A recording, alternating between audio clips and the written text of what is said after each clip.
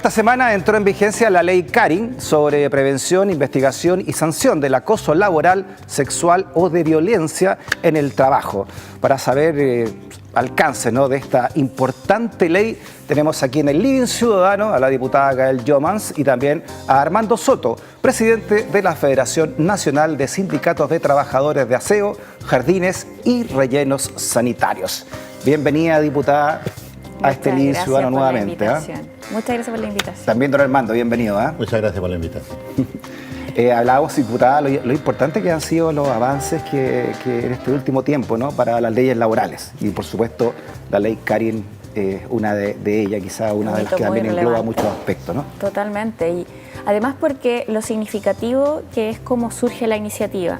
Surge a raíz de un caso de Karin Salgado, que es una funcionaria pública que trabajó en el área de la salud y que por haber sufrido un acoso constante en su trabajo termina con la idea de y ejecutándola, ¿cierto?, con un suicidio. Una terrible noticia. Tremendo, ¿no? Pero eso implicó el impulso por parte de su familia de este proyecto de ley, que es una noticia esperanzadora para evitar este tipo de casos, ¿cierto? Para evitar que el menoscabo, el acoso laboral, que el acoso sexual y también la violencia en el trabajo terminen teniendo estas repercusiones en la vida de las personas. Y para los tiempos legislativos, ¿no?, fue algo que ocurrió hace poco. Eso también es muy bueno, hace 5 años, ¿no? Que ocurrió lamentablemente este hecho. Un noviembre de 2019 fue. Así es, pero logramos, ¿cierto?, a raíz de eso construir este acuerdo que implica tanto para las trabajadoras del sector privado como también a las trabajadoras del sector público tener una regulación.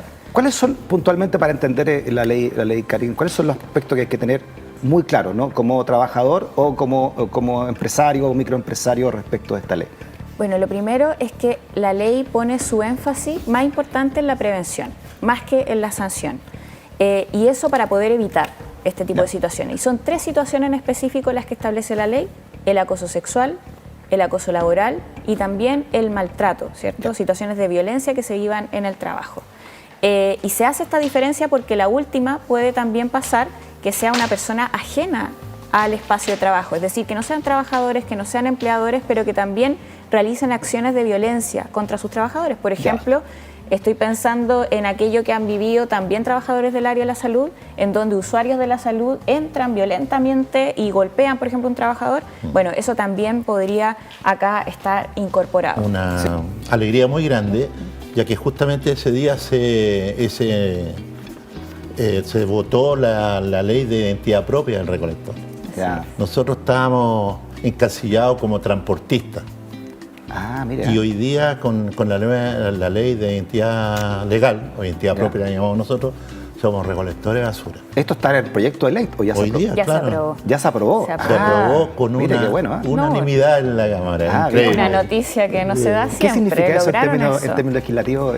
Bueno, se establece, claro, la categoría, se le da como categoría de recolectores, ¿cierto?, trabajadores de residuos domiciliarios, y eso también, además de identificarlo como un trabajo pesado, que es súper importante, da ciertas garantías específicas. Por ejemplo, el poder contar con espacios sanitarios, ¿cierto?, mayor salubridad para los trabajadores, cuestiones como mínimas que nosotros comentábamos en el Congreso, que nos parecieron una deuda tremenda el no haber tenido un proyecto de ley de esta categoría con anterioridad. O sea, pasar tanto tiempo viendo, ¿cierto?, el trabajo tan pesado, tan necesario para la sociedad. Imagínate, clave. Imagínate cuando sin eso no podemos resolver nuestra vida, ¿cierto? Porque miren lo que dice las claves de la ley Karin en Chile. Establece que las relaciones laborales deberán fundarse en un trato libre de violencia, ser compatibles con la dignidad de la persona y con perspectiva de género, promueve ambientes laborales seguros para la ley y los trabajadores también. Redefine el acoso sexual como los requerimientos de carácter sexual realizados en forma indebida por una persona sin el consentimiento de quien los recibe, perjudicando su situación laboral. Vamos a ver ese punto porque también se cambia de respecto a lo que existía, ¿no? Así es. Y también, por último, considera el acoso laboral como conducta que constituyan agresión u hostigamiento contra un o a trabajador o varios trabajadoras ejercidas por el empleador u otros trabajadores por una sola vez o de manera reiterada, generando menoscabo, maltrato o humillación. Veamos los puntos entonces. Primero, esto que establece la relación laboral debería fundarse ¿no? ¿Qué Es un consiste? trato de respeto. Es el marco preventivo general que tiene la ley en el fondo y que hace énfasis en lo que decía, que es la prevención. Para eso se necesita también tener información por parte de los empleadores, por parte de los trabajadores. El rol que va a jugar en este sentido la Dirección del Trabajo es súper importante y para eso hay una patita que creo que es bueno en este espacio decirla. La importancia que tiene la Dirección del Trabajo en las últimas legislaciones es vital y para eso hay que potenciarla, hay que fortalecerla.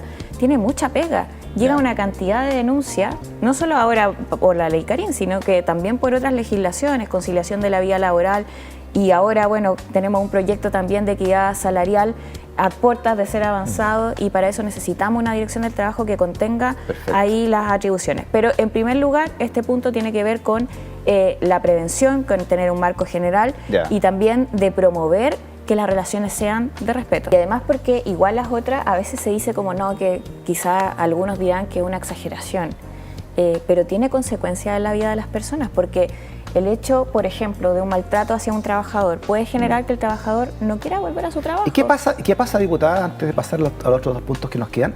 ¿Qué pasa cuando hay consentimiento? Por ejemplo, ya yo le digo a este, el flaco, el no sé qué, y otro me dice no sé qué, el tanto.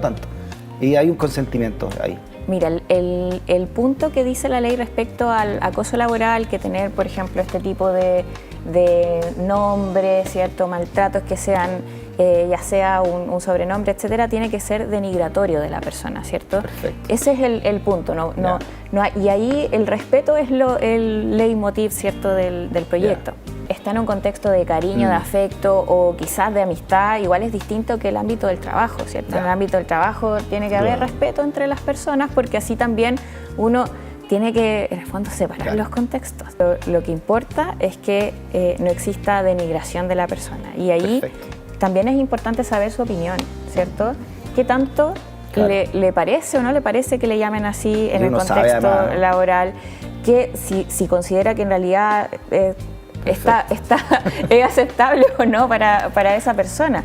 Y lo otro que creo que es importante, ¿cierto? Nosotros siempre estamos como mezclando los contextos. El ámbito laboral es distinto, ¿cierto? Que el ámbito de la amistad, y eso son... No todos somos amigos dentro de un ámbito laboral. Y a veces se malinterpreta. Vamos al segundo punto también, muy importante. Dice, por ejemplo, la violencia en el trabajo es ejercida por terceros ajenos a la relación laboral, tales como clientes, proveedores o usuarios que afecten a trabajadores y trabajadoras de la prestación de servicios. La ley aplica al sector privado y al público, estableciendo obligaciones para las empresas y los órganos del Estado. Las empresas deberán incorporar a su reglamento interno un protocolo de prevención del acoso laboral y o sexual y la violencia en el trabajo. Y la ley se enmarca entonces en los lineamientos del convenio 190 OIT, que establece el derecho a un mundo del trabajo libre de violencia y acoso por razones de género, entre otras. Le decía yo, entonces, diputada, que explicamos qué significa ahora hoy el acoso sexual, que ya no tiene que tener esta linealidad de mando, sino que también puede ser entre pares. Puede ser también entre pares y tiene que ver con el hacer, ¿cierto? Ya sea una propuesta o tener una actitud que implique el solicitar, ¿cierto?